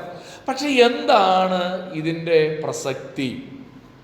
അവിടെ ഉപയോഗിച്ച 2 വാക്കുകൾ നിങ്ങൾ ശ്രദ്ധിച്ചോ? നിങ്ങൾ എനിക്ക് പുരോഹിത രാജത്വവും വിശുദ്ധ ജനവും ആകും. നിങ്ങൾ സെപ്പറേറ്റഡ് ആണ്, എനിക്ക് വേണ്ടി വേർതിരിക്കപ്പെട്ടവരാണ്. അതാണ് ആ വിശുദ്ധ ജനം എന്നുള്ളത്. ഈ പുരോഹിത രാജത്വം എന്ന് പറഞ്ഞാൽ അതിന്റെ അർത്ഥം എന്താ? Royal priesthood. ചോദ്യം ചോദിക്കാതിരിക്കുകയാണെങ്കിൽ കുറച്ചുകൂടെ സന്തോഷം അല്ലേ? നമുക്ക് എല്ലാവർക്കും അങ്ങനെയാണ്. ഈ ഒരു സ്ഥലത്ത് ഒരു ആള് ക്ലാസ് എടുത്തുകൊണ്ടിരുന്നപ്പോൾ ഞാൻ ആ ക്ലാസ് അറ്റൻഡ് ചെയ്തുകൊണ്ടിരിക്കുകയാണ്. അപ്പം ഇങ്ങനെ ക്ലാസ് എടുത്തുകൊണ്ടിരുന്ന സമയത്ത് ഒരു ക്ലാസ് എടുക്കുന്ന ദേവദാസൻ ഒരു ചോദ്യം ചോദിച്ചു. അപ്പോൾ ഒരു സഹോദരി അവിടെ ഇരുന്നിട്ട് ഹല്ലേലൂയ ഉറക്കെ ഒരു ഹല്ലേലൂയ പറയും. കാരണം ഈ ഉത്തരം പറയാൻ അറിഞ്ഞുകൂടാ. അപ്പം പിന്നെ എന്തേ ഉള്ളൂ, ഒരു ഹല്ലേലൂയ അങ്ങനെ വേണേ ഹല്ലേലൂയ പറയാം. ഉത്തരം ചോദിച്ച് ബുദ്ധിമുട്ടിക്കാനുമല്ല, ഈ ഇൻട്രാക്ഷന് വേണ്ടി ചോദിക്കുന്നതേ ഉള്ളൂ. അപ്പൊ ഈ ഉടമ്പടിയിൽ പുരോഹിത രാജത്വം എന്ന് പറഞ്ഞാൽ അതിന്റെ അർത്ഥം എന്താണ്? ദൈവത്തിനും ബാക്കിയുള്ളവർക്കും ഇടയിൽ ഈ ജനം മുഴുവൻ എനിക്ക് എൻ്റെ റെപ്രസെൻറ്റേറ്റീവ്സ് ആയിട്ട് പൗരോഹിത്യ ശുശ്രൂഷ ചെയ്യേണ്ടവരാണ്. വേറൊരു രീതിയിൽ പറഞ്ഞാൽ ഈ ബാക്കിയുള്ള സകല ജനത്തിനും ദൈവത്തിനും ഇടയിലുള്ള പുരോഹിതന്മാരാണ് ഇസ്രായേൽ ജനം. ഒരു രാജ്യത്തെ മുഴുവൻ ദൈവം പുരോഹിതന്മാരായിട്ട് തിരഞ്ഞെടുക്കുകയാണ്. അതാണ് പുരോഹിത രാജത്വം എന്നുള്ള വാക്കിന്റെ അർത്ഥം. പുരോഹിത രാജത്വം എന്ന് പറഞ്ഞാൽ ഒരു നേഷനെ തൻ്റെ പുരോഹിതന്മാരായിട്ട് വേർതിരിക്കുന്നു. അപ്പോൾ ദൈവത്തിന് പക്ഷഭേദം ഉണ്ടോ? അതായിരുന്നു ചോദിച്ചത്. അന്നേരം നമ്മൾ ഹല്ലേലൂയ പറഞ്ഞു പോയത്. ദൈവത്തിന് പക്ഷഭേദം ഉണ്ടോ? ഇല്ല. നമ്മൾ ഈ സ്കൂളിലൊക്കെ ക്ലാസ് ടീച്ചേഴ്സ് ചിലപ്പോൾ ഒരു പാക്കറ്റ് ചോക്ലേറ്റ് കൊണ്ടുവന്നിട്ട് ക്ലാസ് ലീഡറുടെ കയ്യിലേക്ക് കൊടുക്കും. ഈ ടീച്ചർക്ക് ക്ലാസ് ലീഡറോട് മാത്രം ഇഷ്ടമുള്ളതെന്നാണോ അതിൻ്റെ അർത്ഥം? ഇതെന്തിനാ ഇങ്ങായരുടെ കൈ കൊടുത്തതെന്നറിയാമോ? ഇതെല്ലാവർക്കും എന്ത് ചെയ്തോണം? നീ ഷെയർ ചെയ്യണം. ഈ പുരോഹിത രാജത്വം എന്ന് പറയുമ്പോൾ ദൈവത്തിന് എല്ലാ ജനത്തോടും താല്പര്യമില്ല, ഇവരോട് മാത്രമേ താല്പര്യമുള്ളൂ എന്നല്ല. ദൈവം അവരെ കുറിച്ച് ആഗ്രഹിക്കുന്നത് തൻ്റെ മഹത്വം സകല രാജ്യങ്ങളുടെയും ഇടയിൽ പ്രതിഫലിപ്പിക്കാൻ ഇവരെ പ്രത്യേകമായിട്ട് തെരഞ്ഞെടുത്തു. അവരിലൂടെ തൻ്റെ അനുഗ്രഹങ്ങൾ സകല ജാതികളിലേക്കും എത്തിക്കാൻ ദൈവം ആഗ്രഹിച്ചു. അല്ലാതെ ഇസ്രായേലിനോട് മാത്രമുള്ളൊരു ഇഷ്ടമല്ല. ഇസ്രായേലിന് പറ്റിയ പ്രശ്നം എന്നാണെന്നറിയാമോ? ഇതവർ മനസ്സിലാക്കിയില്ല. ഇത് ഞങ്ങൾ സ്പെഷ്യൽ ആയതുകൊണ്ട് ഞങ്ങൾക്ക് ദൈവം കുറെ അങ്ങനെ ചിന്തിച്ചതുകൊണ്ട് അവരെന്ത് ചെയ്തു? ശമരിയാക്കാരനെ കാണുമ്പോൾ മിണ്ടൂല്ല, തൊടുമില്ല. മറ്റു ജാതികളെ കാണുമ്പോൾ ജെൻഡയിൽ ഡോഗ്സ് എന്ന് വിളിക്കും, ഇല്ലേ? കാരണം ഇവർ ഈ വലിയ യാഥാർത്ഥ്യം തിരിച്ചറിഞ്ഞില്ല. നമ്മളും ഈ വലിയ യാഥാർത്ഥ്യം മനസ്സിലാക്കണം. ദൈവം നമ്മെ തിരഞ്ഞെടുത്തത് ദൈവിക അനുഗ്രഹങ്ങൾ നമ്മളിൽ ഒതുക്കി വയ്ക്കാനല്ല. നമ്മൾ പ്രാപിച്ച വാഗ്ദത്തങ്ങൾ നമുക്ക് മാത്രം അവകാശപ്പെട്ടതല്ല. ഈ സർവ്വലോകവും ഇരുട്ടിൽ കിടക്കുമ്പോൾ കർത്താവ് പറഞ്ഞു, നിങ്ങൾ ലോകത്തിൻ്റെ വെളിച്ചമാകുന്നു. റോമാലേഖനം 2-ാമത്തെ അധ്യായത്തിലെ 20-ാമത്തെ വാക്യമാണെന്ന് തോന്നുന്നു, അതോ 22-ആണോ? അവിടെ പറയുന്നുണ്ട്, നിങ്ങൾ കുരുടന്മാരായ വഴികാട്ടികൾ. ഇസ്രായേൽ ജനത്തെക്കുറിച്ച് പറഞ്ഞു, കുരുടന്മാരായ വഴികാട്ടികൾ. നിങ്ങൾ വഴി കാണിക്കേണ്ടവരാ ഈ സകല ജാതികളെയും. പക്ഷെ നിങ്ങൾക്ക് എന്തു പറ്റി? നിങ്ങൾ കുരുടന്മാരായി. നിങ്ങൾ പഠിപ്പിക്കേണ്ടവരാ, പക്ഷെ നിങ്ങൾക്ക് ഇപ്പോൾ ഒന്നും അറിയാൻ മേലാത്തവരായി. ദൈവം ഇസ്രായേലിനെ തിരഞ്ഞെടുത്തത് റോയൽ പ്രീസ്റ്റ്ഹുഡിലേക്കാണ്. പുതിയ നിയമവിശ്വാസികളായ നമ്മെ സംബന്ധിച്ചിടത്തോളവും നമ്മളും ഇതാ വിശ്വസിക്കുന്നത്, അല്ലേ? എല്ലാ വിശ്വാസികളും രാജകീയ പുരോഹിത വർഗമാണ്. നമ്മളിലൂടെ മറ്റുള്ളവർ ഈ സുവിശേഷത്തിലേക്ക് കടന്നു വരുവാനായിട്ട് ആവശ്യമുണ്ട്. ഇനി ഈ ഉടമ്പടിയുടെ അടയാളം എന്താണ്? ഇതിനു മുമ്പുള്ള 2 ഉടമ്പടിയെ കുറിച്ചും ചോദിക്കട്ടെ. 1-ാമത്തെ ഉടമ്പടി നോഹൈക ഉടമ്പടി. അടയാളം എന്തായിരുന്നു? റെയിൻബോ, മഴവില്ല്. 2-ാമത്തെ ഉടമ്പടി അബ്രഹാമ്യ ഉടമ്പടി. എന്തായിരുന്നു? Sign, circumcision. 3-ാമത്തെ ഉടമ്പടി മോശൈക ഉടമ്പടിയാണ്. അതിൻ്റെ അടയാളമായി ദൈവം കൊടുത്തതാണ് ശബത്ത്. നോക്കിയേ, പുറപ്പാട് പുസ്തകം 31-ന്റെ-12 വാക്യം. പുറപ്പാട് 31-ന്റെ-12. യഹോവ പിന്നെയും മോശയോട് കൽപ്പിച്ചത്, നീ ഇസ്രായേൽ മക്കളോട് പറയേണ്ടതെന്നാൽ, നിങ്ങൾ എൻ്റെ ശബത്തുകളെ ആചരിക്കണം. ഞാൻ നിങ്ങളെ ശുദ്ധീകരിക്കുന്ന യഹോവയാകുന്നു എന്നറിയേണ്ടതിന് അത് തലമുറ തലമുറയായി എനിക്കും നിങ്ങൾക്കും മധ്യേ ഒരു അടയാളം ആകുന്നു. അപ്പൊ ഒരു ചോദ്യമുണ്ട്, ഇത് എവർ ലാസ്റ്റിംഗ് കവനന്റ് ആണോ? ഈ ഒരൊറ്റ വാക്യം എടുത്തുകൊണ്ട് ചിലർ പറയും, ഇന്നും ശനിയാഴ്ച ശബത്ത് ആചരിക്കണം എന്ന് പഠിപ്പിക്കുന്ന ആളുകളുണ്ട്. അതുകൊണ്ടാണ് ആ ചോദ്യത്തിൻ്റെ ഇവിടുത്തെ റെലവൻസ്. ഇന്ന് നമ്മൾ ശബത്ത് ആചരിക്കണോ? എനിക്ക് നേരിട്ട് അറിയാവുന്ന ചില ആളുകളുണ്ട്. ഇവാഞ്ചലിക്കൽ പള്ളി വരുന്ന ഒരാളെ എനിക്കറിയാം, പുള്ളി ശനിയാഴ്ച എന്ത് പരിപാടിക്ക് വിളിച്ചാലും വരില്ല. അങ്കിളിനും അതുപോലെ ഒരാളെ അറിയാം, എന്നോട് പറഞ്ഞു. ഇവിടെ കോട്ടയത്ത് തന്നെ അങ്ങനൊരു സഭാ വിഭാഗമുണ്ട്. അത് വേറെ. മറ്റ് ക്രൈസ്തവ സഭകളിൽ പോകുന്ന ആണെങ്കിൽ ശനിയാഴ്ച ഇങ്ങനെ പ്രത്യേകമായി ഒബ്സർവ് ചെയ്യണം എന്ന് ചിന്തിക്കുന്ന ആളുകളുണ്ട്. അവർക്ക് കൊടുക്കാനുള്ള മറുപടി കൊലോസ്യർ 2:20 എന്താണ്? പെരുന്നാൾ, വാവ്, ശബത്ത് എന്നിവ വരുവാനിരുന്നവയുടെ നിഴലത്രേ. വരുവാനിരുന്നവയുടെ നിഴലാണ് എന്ന് പറഞ്ഞാൽ ഇതൊക്കെ നിഴലാണ്, ഇതൊക്കെ കഴിഞ്ഞു, പൊരുൾ വന്നു കഴിഞ്ഞു എന്നുള്ളതാണ് അവർ കൊടുക്കാനുള്ള മറുപടി. അപ്പോൾ മോശൈക ഉടമ്പടിയിലെ യാഗം, ഒരു സെറമണിയുണ്ട്. അത് ദൈവം തന്നെ മോശയോട് കൽപ്പിച്ചതാണ്. പുറപ്പാട് 24-4 മുതൽ 8 വരെയുള്ള വാക്യങ്ങളിൽ അവിടെ ദൈവം ഇസ്രായേലിൻ്റെ ഗോത്രങ്ങളുടെ സംഖ്യയ്ക്കൊത്തവണ്ണം യാഗം കഴിക്കാനായിട്ട് പറയുന്നുണ്ട്. അവിടെ 12 തൂണ് പണിയാൻ പറയുന്നുണ്ട്. ഇതൊക്കെ പറഞ്ഞിട്ട് യാഗം കഴിക്കാനായിട്ട് പറയുന്നുണ്ട്. ഇനി ഒരു ചോദ്യം, ഈ ഉടമ്പടിയുടെ ബെനഫിഷ്യറീസ് ആരൊക്കെയാണ്? ഇത് നമ്മൾക്ക് ബാധകമാണോ? നേരിട്ട് നമുക്ക് ബാധകമാണോ? ഞാൻ അങ്ങനെ ഒരു വാക്ക് അഡീഷണൽ പറയുക കേട്ടോ. നമുക്ക് ബാധകമാണോ? ഇങ്ങനെ ചോദിക്കുമ്പോഴാണ് നമ്മൾ ഹല്ലേലൂയ പറയുന്നത്, അല്ലേ? ഈ ഉടമ്പടി ഇസ്രായേലിന് ബാധകമായ ഒരു ഉടമ്പടിയാണ്.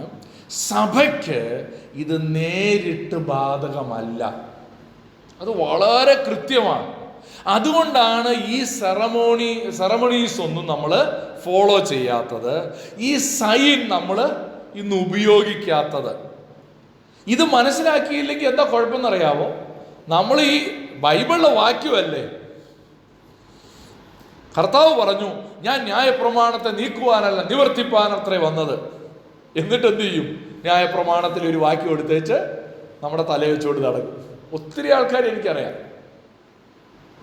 ഈ 5 ഉടമ്പടികൾ പഠിക്കുന്നതിലൂടെ നമ്മൾ ഇതിൽ ഏത് ഉടമ്പടിയിലാണ് കറക്റ്റായിട്ട് വന്നിരിക്കുന്നത് നമ്മൾ തിരിച്ചറിയണം. ഇത് തിരിച്ചറിഞ്ഞാൽ മാത്രമേ നമുക്ക് ബൈബിളിനെ ശരിയായി മനസ്സിലാക്കാനായിട്ട് കഴിയുകയുള്ളൂ. ഇനി ഈ ഉടമ്പടിയുടെ ഒരു പ്രത്യേകത, ഇത് ടെമ്പററിയാണ്, താൽക്കാലികമായ ഉടമ്പടിയാണ്. ഇനി ചോദ്യമൊന്നും ചോദിക്കാൻ സമയമില്ല, ഞാനങ്ങ് പറയാം കേട്ടോ. ഇനിയും 2 ഉടമ്പടിയും കൂടെ പറയാനുണ്ടായിരുന്നു. അതുകൊണ്ട് സമയം തികയില്ല എന്ന് എനിക്ക് തോന്നുന്നു. അല്ലെങ്കിൽ നമുക്ക് ഒരു ഉടമ്പടി അടുത്ത ക്ലാസ്സിലേക്ക് മാറ്റി വയ്ക്കാം. ഓക്കെ, ഈ ഉടമ്പടി താൽക്കാലികമാണ്. ഗലാത്യർ 3:24 ന്യായപ്രമാണത്തെ അല്ലെങ്കിൽ മോശയിക ഉടമ്പടിയെ വിളിച്ചിരിക്കുന്ന ഒരു പ്രയോഗം ശിശുപാലകൻ എന്നാണ്. ശിശുപാലകൻ, ആയ, കൊച്ചുകുട്ടിയായിരിക്കുമ്പോൾ ഒന്ന് പക്വതയാകുന്നത് വരെ ഗൈഡ് ചെയ്യാൻ വേണ്ടി വെച്ചതാണ് എന്ന് പറഞ്ഞാൽ അത് എവർലാസ്റ്റിംഗ് കവനന്റ് അല്ല എന്നാണ് അതിൻ്റെ അർത്ഥം. അവിടെ ഒരു വാക്ക് പറഞ്ഞിട്ടുണ്ട്, വിശ്വാസം വന്ന ശേഷമോ, ഗലാത്യർ 3:25, വിശ്വാസം വന്ന ശേഷമോ നാം ഇനി ശിശുപാലകന്റെ കീഴിൽ അല്ല. അപ്പോൾ ഈ മോശയിക ഉടമ്പടിയുടെ ഒരു പ്രത്യേകത, അത് താൽക്കാലികമാണ്. 2 കൊരിന്ത്യർ 3:11 ഇങ്ങനൊരു പ്രയോഗമുണ്ട്, നീക്കം വരുന്നത് തേജസ്സുള്ളതായിരുന്നെങ്കിൽ. നീക്കം വരുന്നത് ഏതാ? ന്യായപ്രമാണം. മോശയിക ഉടമ്പടിയെ കുറിച്ച് പറയുകയാണ്, ന്യായപ്രമാണത്തിന്റെ ശുശ്രൂഷയെ കുറിച്ച് പറയുകയാണ്. അത് നീക്കം വരുന്നതാണ്. പക്ഷെ അതിന് തേജസ് ഉണ്ടായിരുന്നു. പക്ഷെ നിലനിൽക്കുന്നത് അത് ഏത് ഉടമ്പടിയാ? അത് പുതിയ ഉടമ്പടിയാണ്. നമ്മൾ അതിനെക്കുറിച്ച് ഇനി പഠിക്കും. 3 ഉടമ്പടികളെ കുറിച്ച് നമ്മൾ ചിന്തിച്ചു കഴിഞ്ഞു. 4ാമത്തെ ഉടമ്പടി ദാവീദിന്റെ ഉടമ്പടി. മടുത്തോ എല്ലാവരും? വയറ് നിറഞ്ഞെങ്കിൽ അടുത്ത ക്ലാസ്സിലേക്ക് നമ്മൾ മാറ്റി വയ്ക്കാം.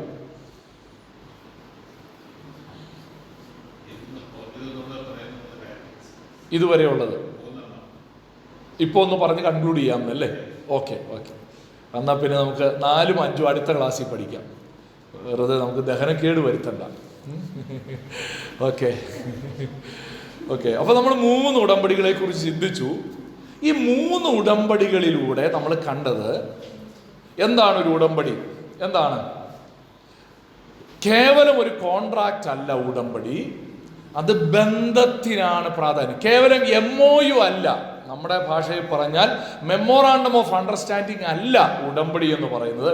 അതിനേക്കാൾ ഉപരിയായി ദൈവത്തോട് സൃഷ്ടിയും സൃഷ്ടാവും തമ്മിലുള്ള റിലേഷൻഷിപ്പാണ്, സൃഷ്ടിയുടെ വീണ്ടെടുപ്പാണ് ഉടമ്പടിയിൽ വിഷയമായിട്ട് വരുന്നത്. ഇവിടെ ഞാനിപ്പോൾ ഈ മോശയിക ഉടമ്പടിയിൽ അവസാനം ഞാനത് പറഞ്ഞു നിർത്താം. അപ്പോൾ പിന്നെ 2 തരം എല്ലാ ഉടമ്പടിക്കും 3 എലമെന്റ്സ് ഉണ്ടെന്ന് പറഞ്ഞു. ഒരു പ്രതിജ്ഞയുണ്ട്, ഞാൻ ജലപ്രളയത്താൽ സകല ജഡത്തെയും നശിപ്പിക്കുകയില്ല. 2ാമത്തെ ഉടമ്പടി ഏതായിരുന്നു? അബ്രഹാം ഉടമ്പടി, ഞാൻ നിന്നെ അനുഗ്രഹിക്കും. 3ാമത്തെ ഉടമ്പടി മോശയിക ഉടമ്പടി, നിങ്ങളെ രാജകീയ പുരോഹിത രാജ്യത്വവും വിശുദ്ധ വംശവുമാക്കി തീർക്കും. ഇത് പ്രതിജ്ഞയാണ്. സൈൻ ഏതാണ്? 1ാമത്തെ ഉടമ്പടി നോഹൈക ഉടമ്പടി. ഉടമ്പടിയിൽ ഒരു സൈൻ ഉണ്ട്. ഏതാണ് സൈൻ? റെയിൻബോ. 2ാമത്തെ ഉടമ്പടിയിലെ സൈൻ ഏതാണ്? അബ്രഹാമി ഉടമ്പടിയിൽ പരിച്ഛേദന. 3ാമത്തെ ഉടമ്പടി മോശയിക ഉടമ്പടിയിൽ ശബത്ത്. ഇനി ഒരു സെറമണി. 3 ഉടമ്പടികളിലും ഓരോ യാഗങ്ങളെ കുറിച്ച് നമ്മൾ കണ്ടു. പക്ഷേ ഇവിടെ ഉടമ്പടികളുടെ ഒരു പൊതുവായ 2ആയിട്ട് തിരിച്ചാൽ ഏതൊക്കെയാണ്? 1 കണ്ടീഷണൽ, 2 അൺകണ്ടീഷണൽ. കണ്ടീഷണൽ കവനന്റും അൺകണ്ടീഷണൽ കവനന്റ്, ഇങ്ങനെ 2ആയിട്ട് തിരിക്കാം. ഇതിൽ 1ാമത്തെ ഉടമ്പടി നോഹൈക ഉടമ്പടി ഏതാണ്? അൺകണ്ടീഷണൽ ആണ്. നിങ്ങൾ മര്യാദയ്ക്ക് നടന്നാൽ ജലപ്രളയം വരുത്തില്ല എന്നല്ല പറഞ്ഞത്, വ്യവസ്ഥ കൂടാതെ ദൈവം പറഞ്ഞു. എന്താ? നമ്മൾ ഏതെങ്കിലും ഒരു കാര്യത്തിൽ അൺകണ്ടീഷണൽ ആയിട്ടുണ്ടോ? നമ്മൾ ഏതെങ്കിലും ഒരു കാര്യത്തിൽ അൺകണ്ടീഷണൽ ആണോ? നമ്മുടെ ജീവിതത്തിൽ എവിടൊക്കെയാണ് നമ്മൾ കണ്ടീഷൻ വയ്ക്കുന്നത് അല്ലേ? നീ എന്നെ സ്നേഹിച്ചാൽ ഞാൻ നിന്നെ സ്നേഹിക്കാം. പക്ഷെ ദൈവം ഉടമ്പടി വെച്ചപ്പോൾ, നിലനിൽക്കുന്ന ഉടമ്പടികൾ ദൈവം സ്ഥാപിച്ചപ്പോൾ അതെല്ലാം അൺകണ്ടീഷണലായിരുന്നു. അതിനൊരു പ്രധാനപ്പെട്ട കാരണം, കണ്ടീഷൻ വെച്ചാൽ നമ്മളെപ്പോലെയുള്ളവർ, നമ്മൾ അവിടെ പരാജയപ്പെടുമെന്ന് ഈ കർത്താവിനറിയാം. He's an everlasting God. അവൻ നിലനിൽക്കുന്നവനാണ്, അവൻ ഒരിക്കലും അവസാനമില്ലാത്തവനാണ്. ഈ മോശൈക ഉടമ്പടിയെക്കുറിച്ച് നമ്മൾ വായിക്കുമ്പോൾ, മോശൈക ഉടമ്പടിയിൽ നമ്മൾ കണ്ടതെന്താണ്? മോശൈക ഉടമ്പടിയിൽ നമുക്ക് കാണാനായിട്ട് കഴിയുന്നത്, അവിടെ വ്യവസ്ഥകൾ കൊണ്ടുവന്നു. പക്ഷെ അത് താൽക്കാലികമാണ്. ഇന്ന ഇന്ന കാര്യങ്ങൾ നിങ്ങൾ ചെയ്താൽ, ഞാൻ നിങ്ങളോട് കൽപ്പിക്കുന്ന ഈ വചനങ്ങൾ പ്രമാണിച്ചാൽ, നിങ്ങൾ പുരോഹിത രാജ്യത്വവും വിശുദ്ധ ജനവുമായിരിക്കുമെന്ന് പറഞ്ഞ് ദൈവം അവരോട് ഒരു ഉടമ്പടിയിലേക്ക് ഏർപ്പെടുവാനായിട്ടിടയായി തീർന്നു. എന്തുകൊണ്ടാണ് ആ ഉടമ്പടി ടെമ്പററി ആയതെന്നറിയാമോ? ആ ഉടമ്പടി പെർമനന്റ് ആക്കിയിരുന്നെങ്കിൽ നമ്മളെല്ലാം നഷ്ടപ്പെട്ടു പോയാൽ. നമ്മൾ രക്ഷിക്കപ്പെട്ടതിൻ്റെയും നമ്മൾ വീണ്ടെടുക്കപ്പെട്ടതിൻ്റെയും നമ്മൾ ദൈവകൃപയിലേക്ക് വന്നതിൻ്റെയും കാരണം അൺകണ്ടീഷണലായ ഒരു ഉടമ്പടിയിലാണ് നമ്മൾ വന്നിരിക്കുന്നത്. നമ്മുടെ ജീവിതത്തെ ഒന്ന് പരിശോധിക്കാമോ? നാം വാസ്തവത്തിൽ ഒരു പുതിയ ഉടമ്പടിയുടെ ഭാഗമാണ്. അതിനെക്കുറിച്ച് നമ്മൾ അടുത്ത ക്ലാസ്സിൽ ചിന്തിക്കും. നമ്മൾ എന്തൊക്കെ ചെയ്തിട്ടാ രക്ഷിക്കപ്പെട്ടത്? കൃപയാലല്ലോ, വിശ്വാസം മൂലം നിങ്ങൾ രക്ഷിക്കപ്പെട്ടിരിക്കുന്നു. അതിനും നിങ്ങൾ കാരണമല്ല, ദൈവത്തിൻ്റെ ദാനമത്രേയാകുന്നു. കണ്ണുകളെ അടയ്ക്കാം, ഹൃദയങ്ങളെ ദൈവത്തിന് ഏകാഗ്രമാക്കി ആ ദൈവത്തെ ഒന്ന് സ്തോത്രം ചെയ്യാം. ഓരോ മഴവില്ലും ദൈവത്തിന് സ്തോത്രം ചെയ്യാനുള്ള അവസരമാണ്. ശബത്ത് മോശൈക ഉടമ്പടിയുടെ ഒരു അടയാളമാണെങ്കിൽ, ശബത്ത് എന്ന വാക്കുകൊണ്ട് ഉദ്ദേശിക്കുന്നത് സ്വസ്ഥത എന്നാണ്. സ്വസ്ഥത. ഇന്ന് നാം ആത്മീയമായി ആ സ്വസ്ഥതയിൽ പ്രവേശിച്ചു കഴിഞ്ഞു. നമ്മുടെ പാപത്തിന്റെ പരിഹാരത്തിന് വേണ്ടി ഇനി ഒന്നും ചെയ്യേണ്ട കാര്യമില്ല. അതെല്ലാം കാൽവറി ക്രൂശിൽ നമ്മുടെ കർത്താവ് ചെയ്തു തീർത്തു എങ്കിൽ, അത് നാം വിശ്വസിക്കുന്നു എങ്കിൽ, നാം ആ സ്വസ്ഥതയിൽ പ്രവേശിച്ചിരിക്കുകയാണ്. നമുക്ക് ദൈവത്തിന് സ്തോത്രം ചെയ്യാം. അബ്രഹാമ്യ ഉടമ്പടി ഓർത്ത് സ്തോത്രം ചെയ്യാം. വിശ്വാസികളുടെ പിതാവായ അബ്രഹാമിനോട് ദൈവം ഉടമ്പടി ചെയ്തപ്പോൾ, അബ്രഹാമിനെ പോലെ വിശ്വസിച്ച് ജീവരക്ഷ പ്രാപിക്കുന്ന നമ്മെ എല്ലാവരെയും അവൻ കണ്ടു. അവൻ്റെ പാദപീഠത്തിൽ നമ്മെ തന്നെ സമ്പൂർണ്ണമായി സമർപ്പിക്കുക.